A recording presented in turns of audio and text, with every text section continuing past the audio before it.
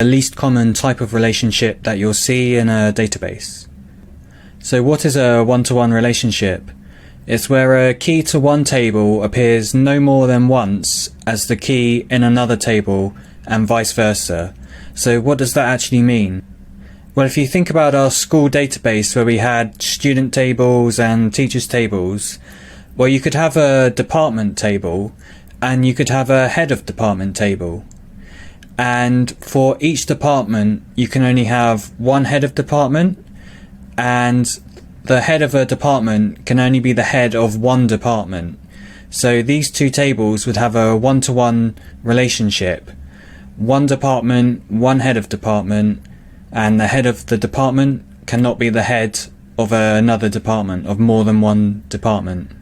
So that would be an example of a one-to-one relationship. And if we think about our coffee store database, we had a products table. So we had filter, espresso, cappuccino, etc.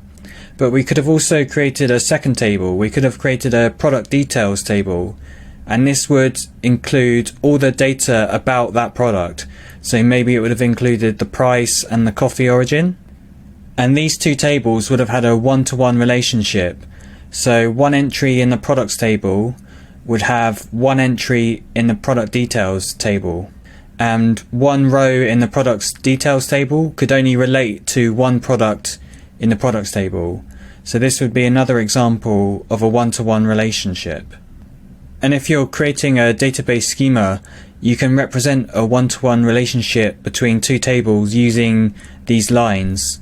So we have a line between the two tables, and then we have the two vertical lines on each side, and then we have the numbers 1 and numbers 0 to 1.